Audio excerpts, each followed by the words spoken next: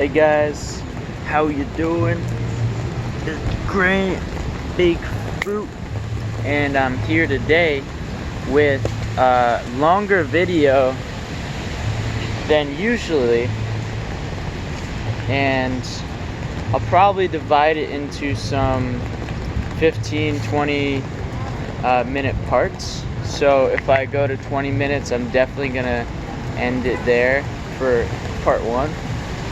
But I just wanted to kind of explain in depth some of the background that I have, because as I'm getting into coaching and promoting holistic health and expressive, functional, natural, creative, and beautiful movement that you can do, then it's just gonna help. It's like a resume, so to speak, for all of those who wish to improve their movement and to embody their physical vessel more, and to be aware and strong and capable with it. And that's something that takes just a lot of power and a lot of time, or more so energy. I'm in Honolulu, and it's raining right now. Fortunately, they chop these coconuts down, they trim the trees. It's fortunate so it doesn't land on people, but I don't know if they put that to good use. But here we are in the midst of the city, making a video in the Matrix. So I want to start with talking about, just in general, all the movement that I've gone through. I'll just list all of the different things that I put down that I've learned a tremendous amount from. And that's obstacle course racing, or OCR. I'm not gonna have enough fingers for this. Doing National Ninja League, or Ninja Warrior, they call it. Doing parkour, doing workouts in public, doing GoRuck challenges with Special Forces, military, and Special Operations military cadre, leading the challenges for teams across vast distances, over 20 miles sometimes, for like a 6-hour event or whatever. Doing trail runs, doing camping and hiking. Definitely learned a lot from that. Doing crew and rowing my freshman year at Rutgers University, which is like just rowing the boat with a team of 8. Doing Navy SEAL and Special Operations and Special Forces training. Doing lacrosse when I was younger. Still love to play it. Doing wrestling. I still love to grapple. I'd love to learn more. Different kinds of jiu-jitsu and everything. I did taekwondo when I was younger. I didn't learn a whole lot from that, so I'm not really going to go into that. I did cross country and track, which really got me into the endurance running scene, and really just love it. Now I've been getting into more club bell, mace bell, kettlebell, and strongman training more recently.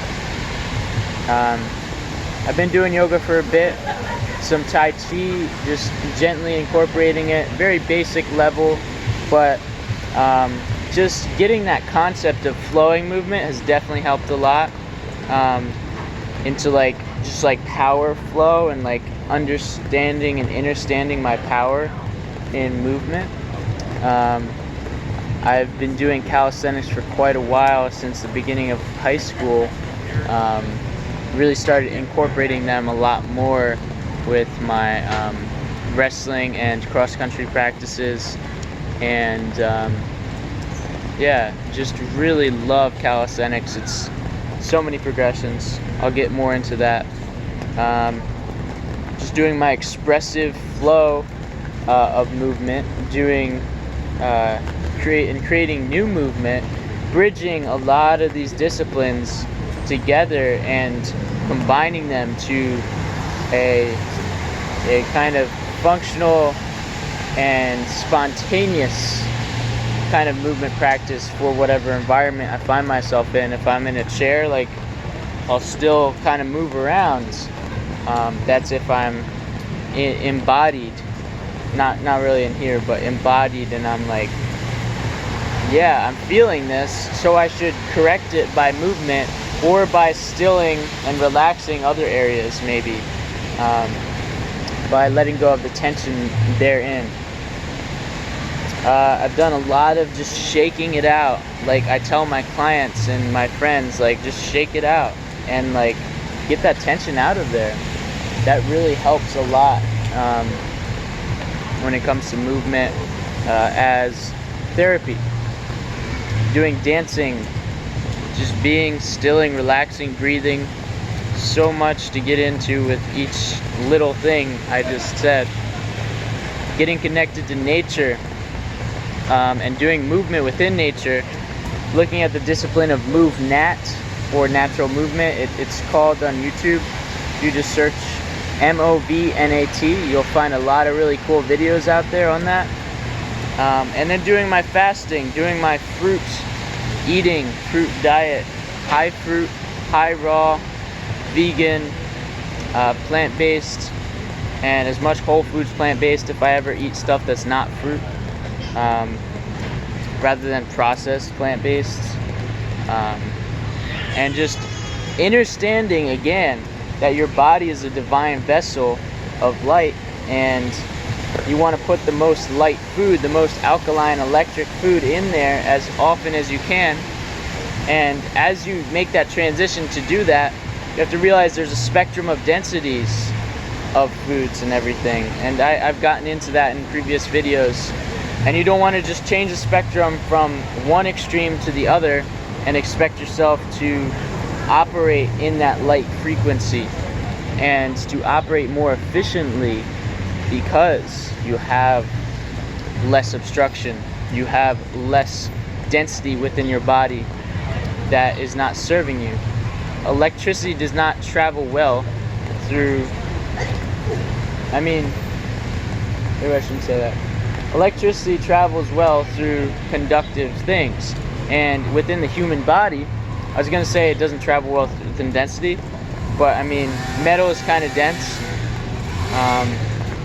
But what I mean to say is that within the human body, it travels through the most conductive things, and fat is not very conductive, and acidic things are not very conductive. Alkaline is, and hydrated is most conductive.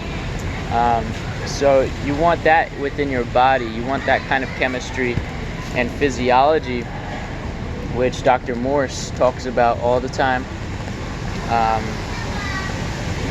So yeah, this is an overview of just all the different movement practices that I've kind of benefited from and learned from significantly, and I reflect upon these time to time, and like even right now, like there's certain little revelations that kind of flow out of me as I remember and reflect into the ways that these have benefited me, and that I know that they give me qualification and background and credential, and just the most important thing of all is just the experience to share that and share it well. And I have gymnastics rings and slackline, and I travel with them, and I really enjoy to use them as movement tools to teach people many different aspects of movement. And there's many different aspects of health itself too. So it all revolves together and moves and flows dynamically in just this big conglomeration of all these different things. So I guess first I'll start kind of from some of the biggest things that I listed first. So whatever comes to mind first is usually obstacle course racing. And I'll probably devote the rest of this video to it because it's just so intense and such a beautiful sport. So with obstacle course racing, I essentially go run on a mountain or a trail, or sometimes they have them in the city, these different 5 kilometer, 10 kilometer, 15 kilometer, sometimes up to like 30-mile races, or even 24-hour long ones or 6-hour long ones or whatever, where you just keep running a loop and you do the obstacles that they set out on the course. And a lot of people think it's like, oh, like you're just doing obstacles the whole time, like for like 5 miles. But no, it's like you run a little bit, or you walk or hike or whatever. Some people do it in a wheelchair, and I've experienced like being with so many different people doing it. I usually run in the elite heat of the races, which is the fastest heat, competing for prize money, and times all the, like for those races, they're always timed, because they want to see who's the fastest, what time you got. But essentially, I've also volunteered, so I've been able to see those people go through and help them out. You can't always physically help them, but you can encourage them, just for liability reasons. But I mean, I'm pretty sure a few times I just helped people up, like over a wall or whatever.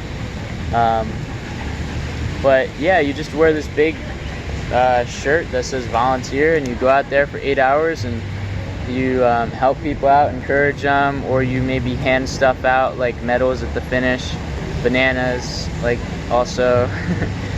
I remember I took home like I think a few boxes of bananas while I was vegan, so I really appreciated it after one of the volunteer shifts.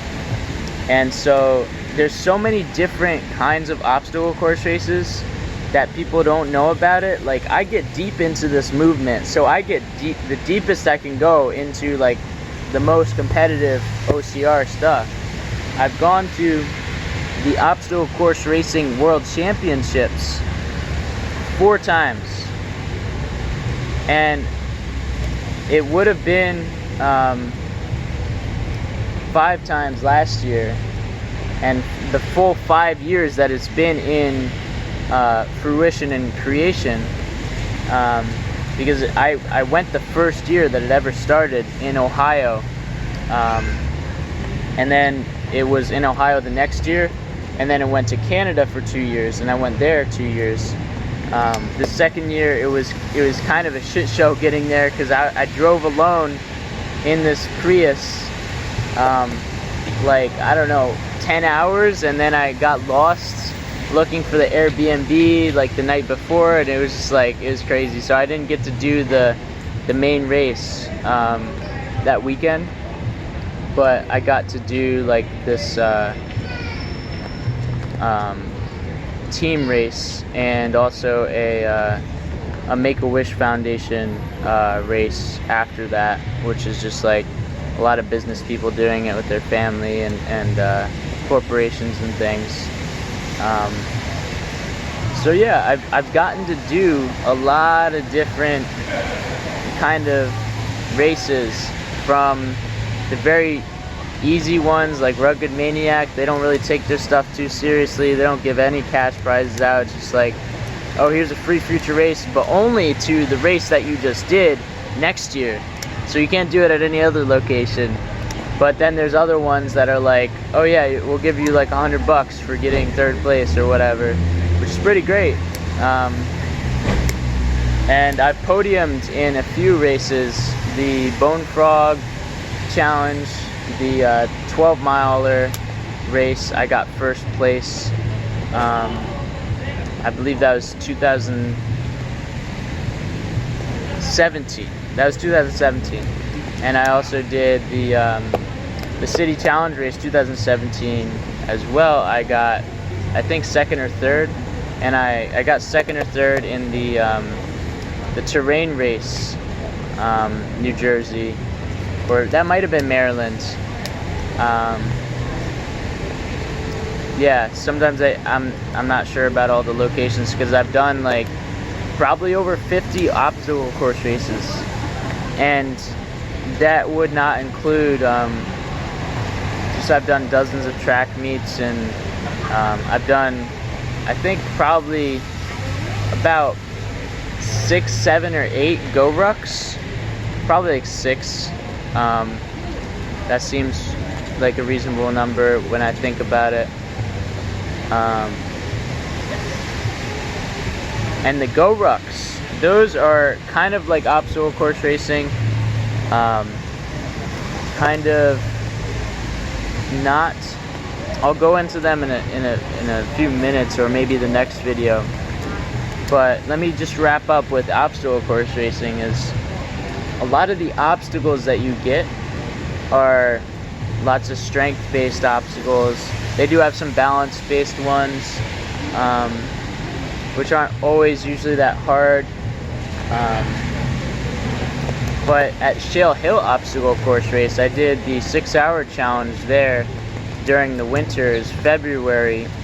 It was like, I think, under 30 degrees Fahrenheit, and there's snow on the ground in Vermont. And we had to do the obstacles with, they had steel bars, and these were some of the hardest obstacles I've ever done. There's like a monkey bars like this angle up a hill, so like you kind of had to go backwards or like pull yourself up and be at this lock-off position and go up like that. But like even that, it was just like very long and very steep monkey bars that I could not do that day. And it was after doing like I think 400 or 600 meters of a wheelbarrow, like heavy carry. So you just like carried it, and it was like really grip challenging. And you're just trying to go for laps. So I think the first time I went around, I was like, I tried it out, and I couldn't even pull myself up that high. But like at that time, I was pretty strong. I was kind of able to do the one-arm lock-off, so I could hold myself up with the flexed arm position by one arm and not go down, at least for a few seconds. So that's a really strong, valuable tool in climbing, obstacle course racing, in Ninja Warrior especially. Like, those guys can do one-arm pull-ups for days. Calisthenics, they love the one-arm pull-ups. So yeah, that's a skill I'm still working on, and I'll get into that. But they also have like carrying things.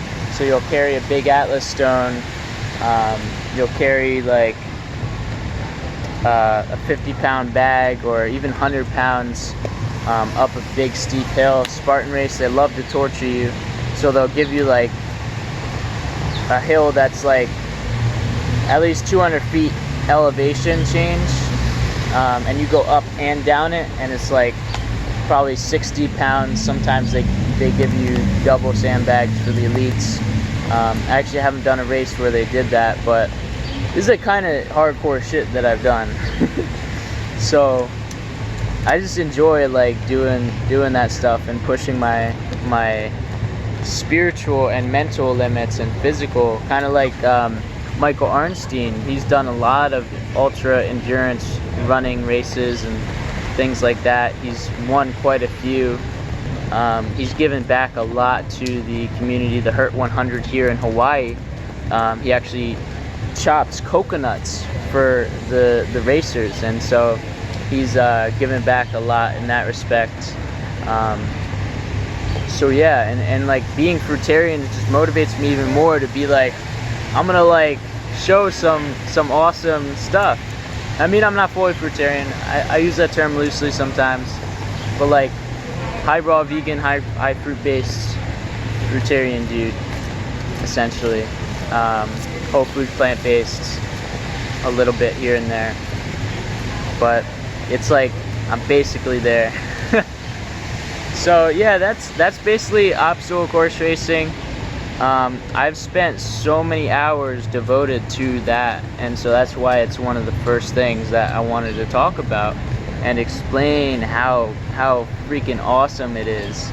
You can do so many different distances and like difficulties of the obstacles. So rugged maniac and like, I don't know, some other races, like low-key ones, like if you have a mud run in your town, it's probably, they're not going to go hardcore with the obstacles. I mean, they might have some hard stuff, but they probably won't set up a super advanced rig where it's like 30, 40, 50 feet long, and you do all sorts of different climbing attachments that require extreme grip strength. Like they'll put a giant, like, thin pole attached to a little swivel thing, so you grab onto that, but you have to use your legs too, otherwise you slip off because it's like wet and muddy from the previous like 20 people or the rain that day. So you race in all conditions, all kinds of temperature, and just all kinds of obstacles, and that's the thrill of it, is just like learning how to do new obstacles, and also like applying the skills and the hard work that you put into in the play. It's just such a playful sport, and I really hope that it continues to expand in a genuine and fruitful way. And I really, one of my future goals is to create an obstacle course race that is all barefoot and as nature oriented as possible, but still build some obstacles, but utilize different landscapes and go up really steep hills and things, and just like have a really fun day in nature, and maybe climb some different trees that we set out or whatever. Just like getting people to do like lots of very novel movement that nature always challenges you and gives you new kinds of things. And that's why OCR still really resonates with me, is that it has so many novel things and they're always creating new things, and it's just this creative mind that has really, really, really kept me in my game. When I'm always engaged in it, it's just like nothing else. It's my passion. And see, right there, I spent like 12 minutes just talking about OCR, and it's been a very long time since I have. So I thank you guys for listening to this video. That'll be part 1. Tune in for part 2. I'll talk about the rest of the stuff. It won't be nearly as long because I won't have an intro for all the things, and then also I won't be talking so much about each individual thing. But we will be talking a lot about the expressive movement, the functional movement, the natural movement, and the creative flowing strength movement. So, love, vision, and strength, guys. Sending you love and light and peace and vision and strength, wisdom and power, and have a blessed day. Manifest beautiful fruits, service, movement, creativity, learning, playing, being, and fasting. Namaste.